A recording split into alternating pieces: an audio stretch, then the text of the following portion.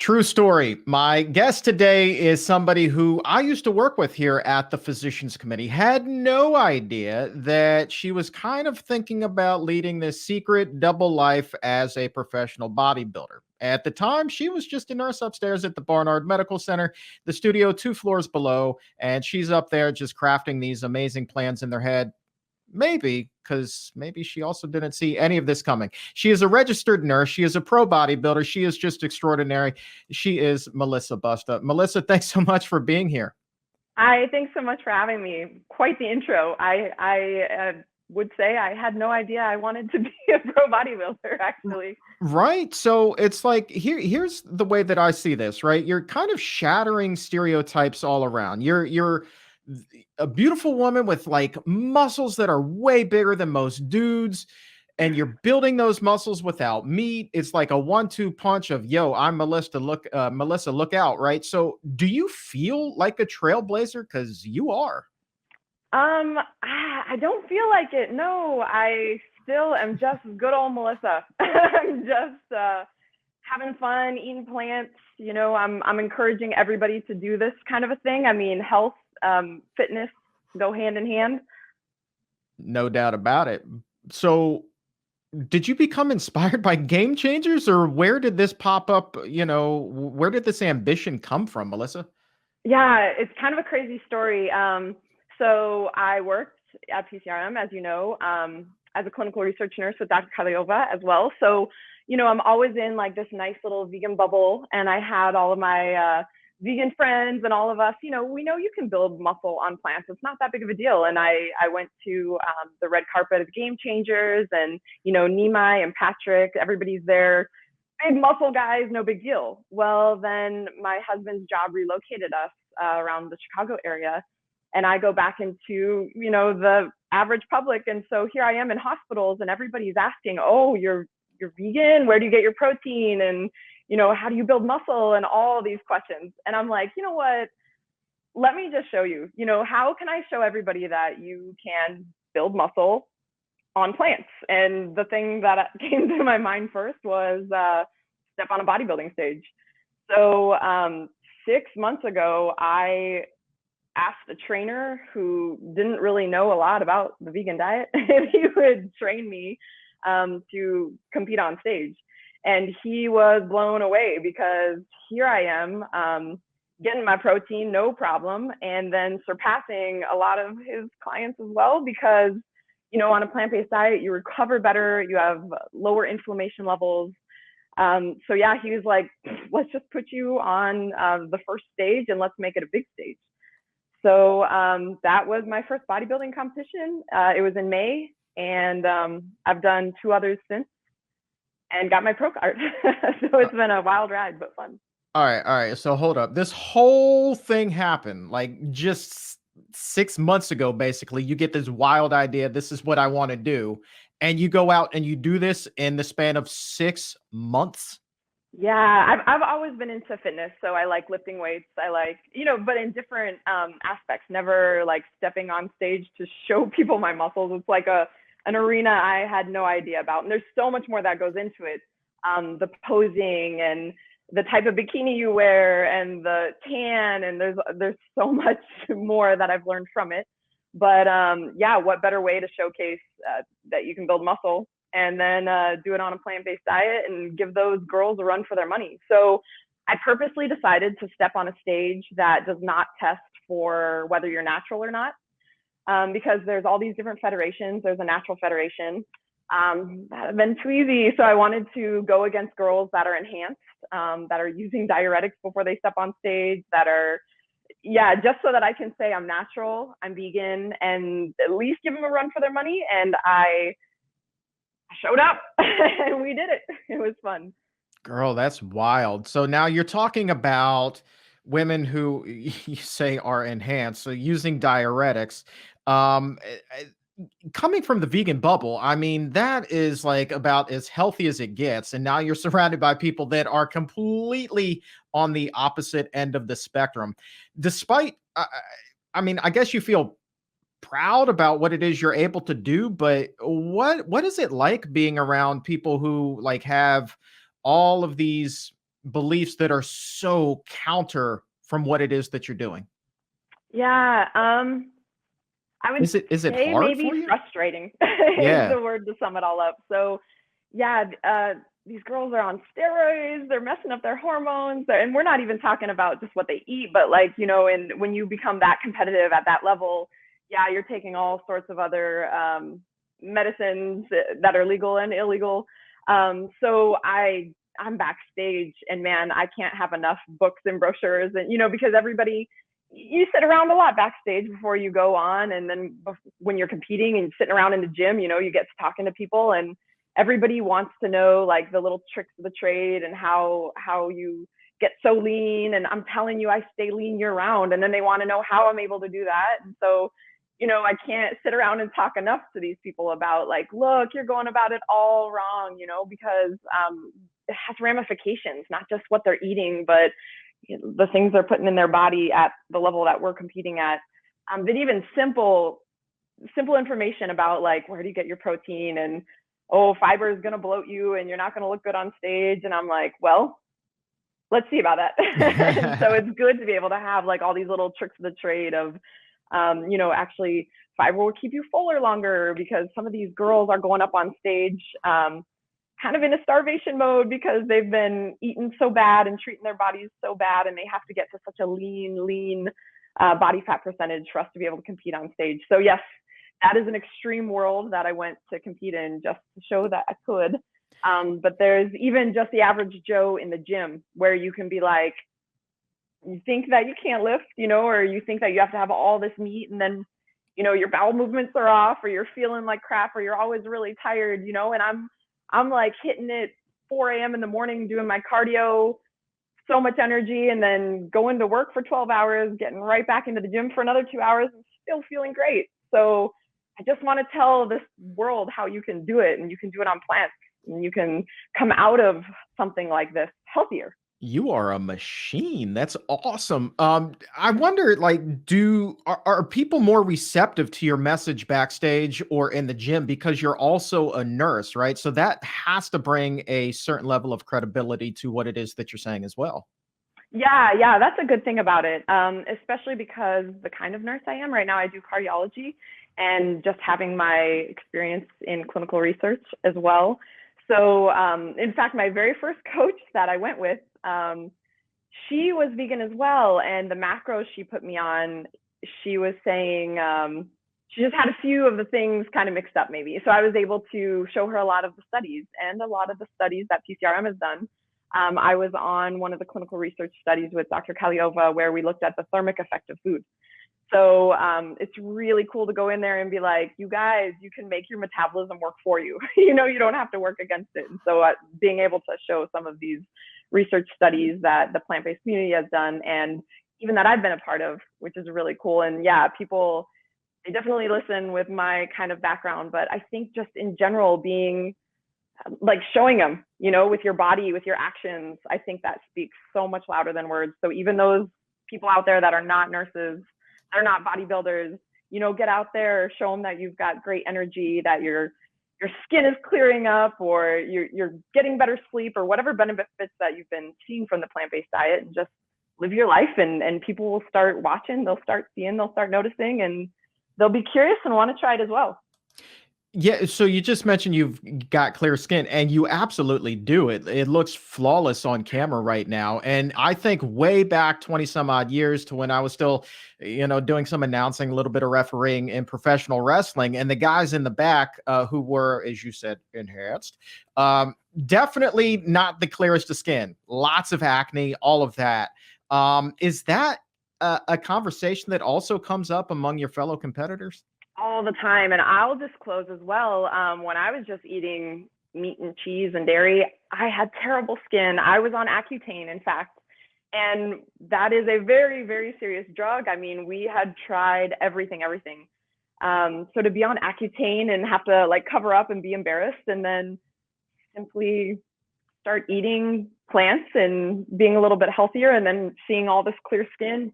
Yeah, especially in the bodybuilding community where, you step on stage and every little piece of you is scrutinized, that tan's not going to look good with all, the pock marks or the scars or the acne that you get from the steroids. So it's definitely another bonus of the conversation. Not only are you going to feel better, you're going to build muscle, no problem, but it'll clear up your acne. And yes, that's usually a definite, yeah, let me try it. How do I sign up and where do I begin? I'll bet. Yeah, those are some of our more popular episodes. Is when we can talk about clearing up acne and skin issues and things like that. Those always seem to be the most downloaded. So no surprise that that's a big topic of conversation. I want to go back to this timeline, right? So you hatched this plan 6 months ago, but then in the last 3 months, as we record this, you've done 3 shows, and in those 3 shows, you've earned your pro card. How rare is it for somebody to go from 0 to pro card so quickly? Yeah, that's a good question. I should look it up. I know it doesn't happen very often. In fact, I was backstage at one of the shows. Someone pulled me aside and was like, maybe just don't mention that it's your second show ever and you're already stepping on a national stage. Because, everybody's backstage, they haven't eaten, and they're kind of a little moody. And these girls have worked like years and years and years and years for this. So I was trying to be very cognizant, not like flaunting it around. It's my second show ever, and I'm stepping on a national stage against 400 girls, and then I take home third.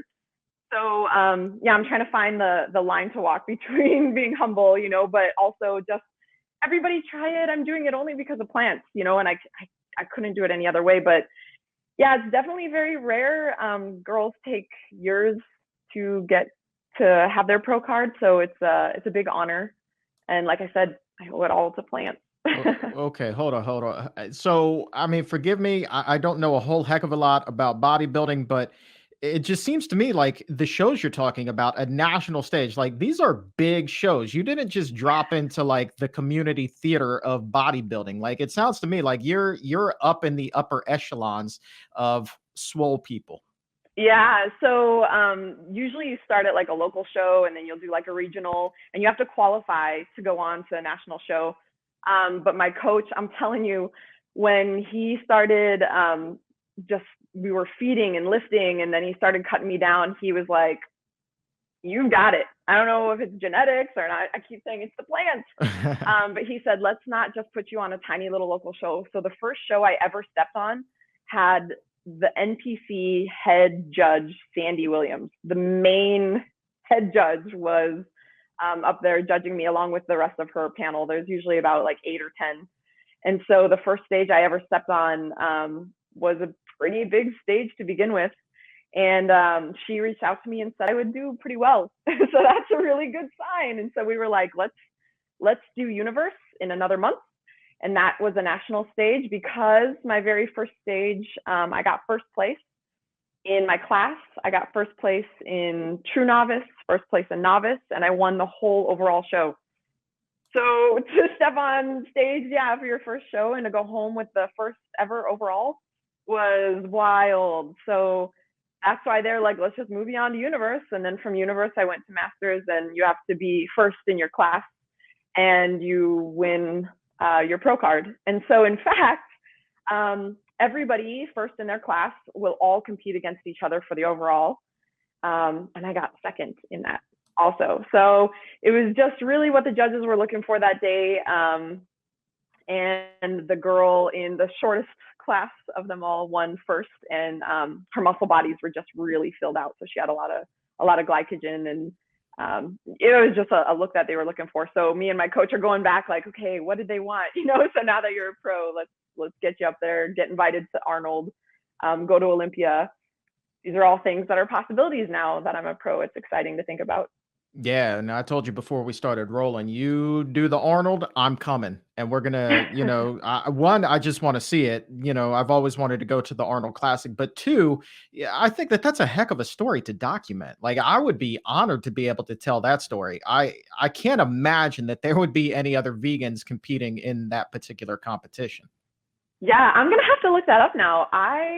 I don't know. It would be cool to be the trailblazer, the main one. I wasn't thinking about that. I was just wanting to show like the people that I work around and lift with, like, hey, you can do it on a plant-based diet. But yeah, maybe I'm maybe I should look into that. Maybe I'm breaking records here. That would be cool, wouldn't it? Yeah. Oh man, that'd be so cool. Like, can you imagine? Like, you wouldn't just be in our little vegan bubble of news outlets, right? I mean, this is stuff that could make the Washington Post, right? You know, the Chicago papers, like all of that stuff. Like, it could just blow up. And like, you have really, Melissa, just stumbled into like this little niche it's just you're the one. Like, you're friggin' Neo for female bodybuilding and vegans. Like, you're the one. Congratulations. Well, that's really sweet of you to say, but I mean, look at all these guys, Tor Washington and Nimai Delgado. Man, these guys they're blowing it up too. I've got to give all props to them as well. I'm just coming along a little later and seeing whatever I can do. I'm a little got maybe a little screw loose where I go crazy, I go all out in this kind of stuff. Like my next couple competitions, maybe. Crazy is good, normal is boring. That's kind of the way that I look at it, right? So just roll with the madness. I want to talk about getting ready for the competition, right? So you just said obviously you eat a plant-based diet, you stay lean year round, but how much did you have to alter your diet as the competition day grew near? My coach is actually really surprised that he got to keep feeding me. So normally, you know, from what I've heard, because I'm new to all this, but I've heard that a lot of girls, they'll go into this and they have to ramp up their cardio really, really crazy. They have to cut down. I've heard even like sub 900 calories, which I don't know how that's doable. But you just kind of see like where your body is, like what kind of composition that you are going to be bringing to the stage. And my coach, he started maybe cutting me down a little bit. Meaning taking away a few carbs or taking away a few fats.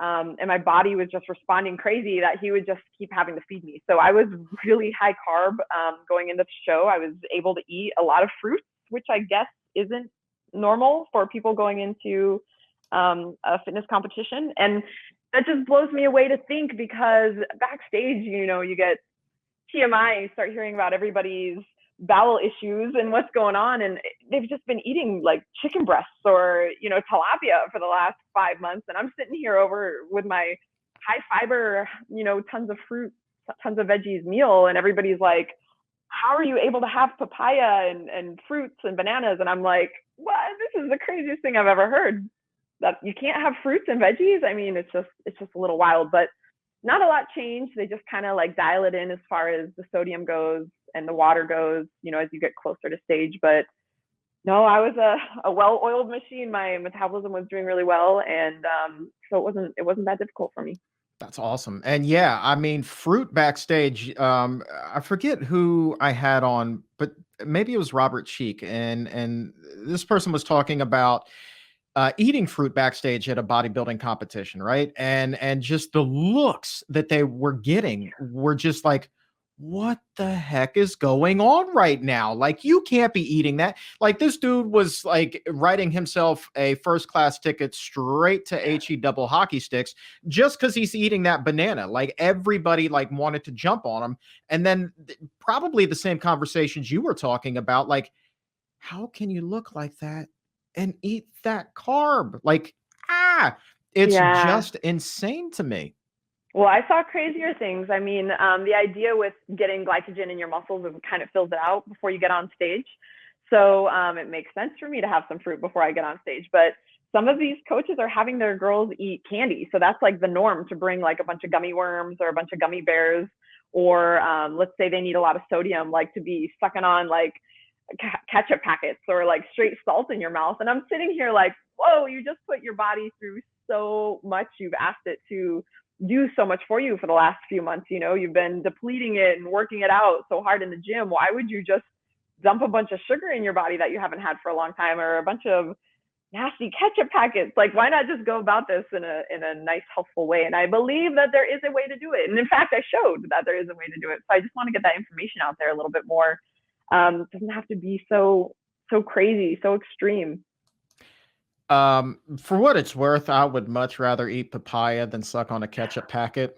Same thing with the gummies, the candy. Like, oh my gosh, that I had no idea. Like, you suck on a ketchup packet to get ready for a show. I have never heard of such a thing in my entire life. That is insanity. insanity, I say. Um, your protein. So that's the big question. Obviously, you get asked like, where do you get your protein from? But did you ramp up your protein intake leading to competition, or was that already pretty well in place before this process even started? We went through what you could say like a bulking phase for like 2 months before we started cutting down, where he wanted my protein pretty high at like 1.5 times the amount of my body weight. So yeah, it was like 150 grams I had at one point that I was needing to get in. And he was like, being vegan, I'm not sure how you're going to get this. It actually wasn't a problem. Tempeh, tofu, all of these are incredible sources. Beans, I did have to cut down on a little bit, only because they come with a lot of carbs. And towards the show, you want to kind of slow down on carbs a little bit. But it was no problem. I didn't need to do all these sugary protein shakes and stuff, although those are our options, you know, pea protein and soy protein, and there's so many ways that you can get protein in shakes. But I just, for digestion reasons, like to eat my protein. It makes it a lot easier that way, and then I feel fuller longer. So yeah, we ramped it up a little bit, but it wasn't that difficult to get. And then yeah, started bringing it back down, because before you get on stage, too much protein can aid in kind of like digestion issues. But no, it wasn't a problem. I was still eating my tofu, still eating my tempeh, enjoying life, enjoying my food up until show day even. So when you were up there at about $1.50 a day with your protein intake, you're saying you were eating that, you weren't using supplements like pea protein? I mean, even the cleaner ones? I think I do have to say I use a oatmeal, a Creatures of Habit oatmeal, and it has some protein in it. And I want to say it's pea protein, but it's already like prepackaged. I just do like an overnight. So that was probably like the kind of protein that I was getting. But no, I mean, like, you want to stay full in this, because sometimes they're cutting down some of your calories and stuff, and you're like missing those foods that you used to have, you know. The occasional like healthy muffin or something that I used to be able to eat, I wasn't allowed anymore. So, you know, instead of like just downing it and then I'm hungry still, I'd rather have eaten it. So yeah, I was doing a lot of like whole natural foods just to kind of keep me satiated and full for a long time. That's wild. And it sounds like this is, I mean, obviously it doesn't sound like it, just flat out is a pretty well-defined diet. But I know that you have interest in competing in other sports, like you want to run marathons as well. I would imagine a diet for a marathon runner much different from what it is you've been doing getting ready for these competitions. Yeah. So somebody said to me, and it's kind of true, well, you look strong up there, but you're not actually really strong. And so that kind of got to me, and I thought, well, let me sign up for a strongman competition. So in a month and a half, there's a strongman competition up here by me that I think I'm going to compete in. My bikini coach isn't that excited about, but no, that's going to look a little bit different, eating wise and training wise, because for strongman, you're doing a Hercules hold, a keg toss, last man standing deadlift. I'm gonna need like a lot of strength, a lot of weight working towards me. So I'll probably start eating a heck of a lot more than I did stepping on stage for a bikini. And then yeah, marathon runners. I mean, I've only run a 5K, but I'm telling you, I can do it. And so someone else was saying, you know, but you don't have the endurance side of it. And so let me show them that I can do that too. So probably have to start eating and training a little different for that as well. But I mean, I'm telling you, I feel great. Why not just jump in and show everybody vegans can do it, and vegans can do it better. Girl, you're taking cross training to a whole nother level like that. That's crazy. I did it. The strongman thing is wild too. So you're talking like the same kinds of competitions that you can flip on like the CBS Sports Network or on ESPN, where you just see these wild things like truck pulls. You said keg tosses, all of that kind of stuff. Yeah. And in fact, when you go see me at Arnold, they have strongman competitions there as well. So I have a coach up here in this area who, he's not my coach yet, but he's an Olympian athlete for this kind of stuff at my gym. And so, you know, I'm just always up there training, and I'm always really friendly and talking to all these people. And he was kind of the guy that was like, why don't you just sign up for this? Like, you look pretty strong, but are you very strong? And I was like, let's do it. Let me show you. And so, yeah, it's they have specific competitions where they have, I think it's 5 or 6 different kinds of you know, like a relay or something, you know, ahead of time, so you know how to train for it. But yeah, I don't know what all it entails quite yet. I need to get on and sign on, and all of this stuff. You have to be registered with that kind of federation, and so I'll have to be registered under the Strongman Federation and all this kind of stuff. So I got a lot to look into for it, but I'm hoping to get in touch with this guy, and we've already gone out and thrown some kegs around. Even when I was training for my bikini competition, I was getting after it, just kind of showing them like I'm not just a little scrawny bikini girl. I got plants on me, and let me show you what I can do. And so yeah, I know that I can do it. That's Why so not? great. Yeah, we just went out, threw around some kegs, did some keg tossing, no big deal. I was just getting ready for a competition. That's all. So what are you lifting these days? Give me your numbers. So I've not PR'd. In fact, that's why, like, getting on stage, that's why I said we're not really that strong. We just kind of look that strong. So the weeks leading up into the competition, you become weaker and weaker and weaker because they're slowly taking away like your calories and your waters a little bit. And so you get a little bit more tired, and it's not about lifting heavy, because then that brings inflammation into your body, and you do not want inflammation leading up to the stage. So yeah, it's only been a week out since I've gotten on stage. I'd be curious to see what I'm doing lately. All right. Well, chronicle all of this. I mean, you're a trailblazer, right? So it's like you got to put that roadmap down and show people the light. Show them the light, girl.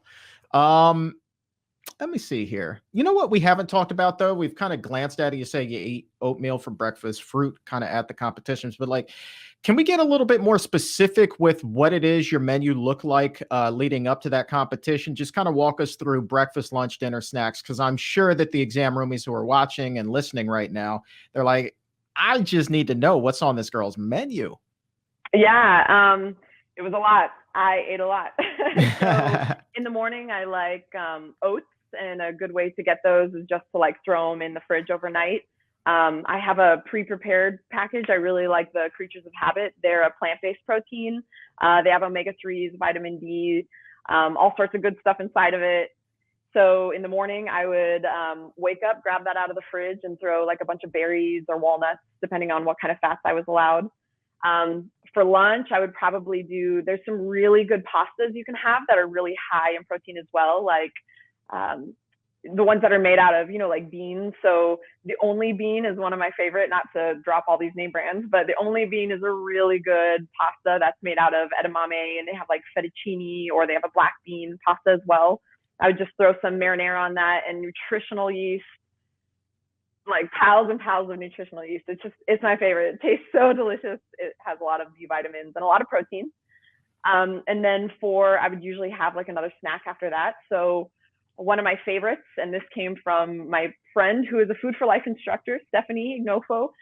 She does tempeh with a date on top and a date on the bottom. Now, I know this sounds crazy. It's just raw tempeh, but it tastes like a donut. It's like a really good sweet and savory kind of a meal, and tempeh is loaded with protein. So it was a really good, or not meal, I should say snack. And then for dinner, if I got a lot of carbs, I would do, like some rice, or I would get like a sweet potato. And then I was really big fan of chilies all the time. So if I got a lot of carbs, all those beans inside that chili, and then get a bunch of tofu on top, was so delicious. But the days that I wasn't allowed a lot of carbs, I would do like a good tofu scramble, or my air fryer has been one of my favorite appliances in the kitchen. Just grab some tofu, some extra firm tofu, and I would just have it pressed for the day. And so when I got home from work, I would just put some seasoning on that, throw it in the air fryer, and you get like a really chewy texture from it. It was really delicious. I would have that with, like some broccoli or asparagus or something as well. And then I even got a little dessert. I believe it's Kite Hill has a Greek style yogurt. So it's plant-based, of course.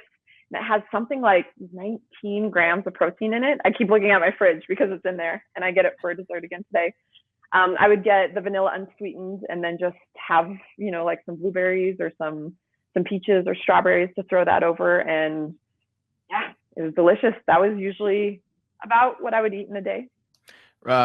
Okay, so you're not going hungry. That's for daggone sure. I mean, yeah, you are definitely not going hungry whatsoever. One thing, you mentioned unsweetened yogurt there. So refined sugars, that kind of the enemy to your diet? Does that affect you? I know that you said that the girls backstage were sucking on candy and ketchup packets and things like that, but Yeah. overall, is that detrimental to building the physique that you want? Well, leading up to the show, everything's about digestion. So you want this tiny, tiny little waist, right? And you don't want to introduce things in that you haven't had in a long time. So yeah, you can do like the sugars or the artificial sweeteners and stuff, maybe like a month before, but like leading up into the show, you want to start getting rid of all those because they cause a lot of bloat and stuff. And even things like chewing gum, you know, you're swallowing a lot of air, so you're not allowed gum anymore. Yeah, all sorts of weird things. I mean, we leading up to the show, you have to get this tan that's really, really dark. So the week before, you don't wear deodorant because if you have deodorant on and then they tan you, it turns out green, and you don't want that on stage. So I would say I was the freshest smelling of all natural people backstage because I mean, I've got clean plants that I'm putting through my body, not stinky other gross dead animals. But yeah, there's all sorts of little tricks of the trade. So the sweeteners, the artificial sweeteners especially, are like bloating. So you kind of do the no sugar thing, and it just also it spikes cravings. You know, I've been eating so clean and so healthy, asking my body to do so much. You know, why put anything into my body that you know just is on my tongue for a second, but then is gonna like spike a craving that I'm gonna want, you know, cakes and cookies and something that's just gonna keep me up at night. So no, eating clean was definitely easy because I think I stayed clean the whole entire time. So I didn't have these cravings and all these wild appetites.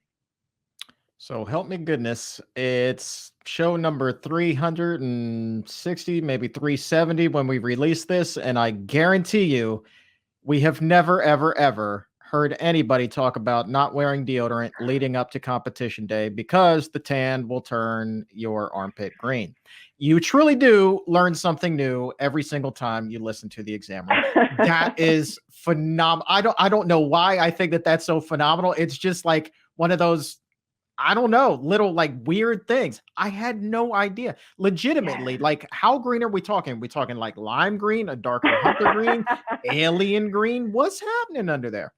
Well, I didn't see it unfortunately, but I think just there's so many lights on you on stage and they get you so dark to be able to accentuate those. I think you just get like a sickly color. It just like doesn't look right about you, and then that's gonna make the judges stare at you in a way that you don't want them to, and you don't want attention that way. You want them to be looking at your physique, not your sickly green armpit. That is Yeah, so I learned wild. so much through this experience. Oh my God. All right. Mm-hmm. So I mean, I gotta have you back to talk more about this and your journey because you have now become kind of like the Dos Equis man and being like the most interesting person on earth. Like this is just kind of who you are now. Like you can be humble about being a trailblazer, but you're doing all of these things. You're doing it eating exclusively a plant-based diet. That to me makes you really, really, really incredible. And Melissa, the thing that I also like about you, and we'll end by talking about this, is that you have this just enormous heart, and I know that you're working with what Stardust Animal Sanctuary, trying to Yeah. raise money there, and you raised a piglet over the winter, is that right? Yeah. So up here in kind of farm country Illinois, there was a huge semi that was driving down the road and it crashed in the middle of, I think it was a cold month, like January or February, I can't remember now. And the little piglets, they were headed over to a fattening plant where they would grow a few more months and then be killed. And so when they turned over, they all started freezing on the side of the road. And there was a bunch of people, I mean, even non-vegans that didn't want to see animals suffer. So everybody started picking them up and grabbing them. And Stardust took in a few. So it was really, really cool to like have these tiny little piglets around, and anything baby is fun, right? But it was too cold for the little piglet. I think a lot of her brothers and sisters died of like pneumonia. They didn't do so well, but this one little piglet, her name is Serafina, and you can go on Stardust Animal Sanctuary to find her little journey. She was too small to be put out into the barn for the winter. And I have a huge unfinished basement. So I said, you guys are 10 minutes up the road from me. Can't I just raise her for the winter? So my husband came home to a piglet in the basement. We've never even had puppies. We only had 2 rescue cats. So yeah, that was an interesting experience. And we didn't know what to expect. So that night we kind of showed her like a litter box, like what our cats use. And she used the litter box that night. So I had neighbors that had little puppies and they were saying things like, my puppy is 6 months old and we still can't teach him to go outside and potty. So this is how smart pigs are. It is incredible. So while we wanted her to stay in the basement, within a few weeks, she learned how to get up the stairs. She learned where all the food was, including the cat food. So she was just too smart for her own good. So yeah, we raised a little piglet for a little while. I would take her on walks like a little puppy. And my neighbors would call and ask if we got a new pink puppy, which I would just say, yeah, because it's not, I'm sure the homeowners association would frown upon it, but we had kids over, all the neighborhood kids, and we would get them to meet this tiny little piglet, you know, and slowly start talking about, you know, where bacon comes from. And, you know, so it was really cool to see the rest of the neighborhood kind of, you know, putting one with the other. You know, these animals are just like your domesticated animals in your house. And why does one have to be different from the other? So I love them all, but this little piglet now has a big spot in my heart.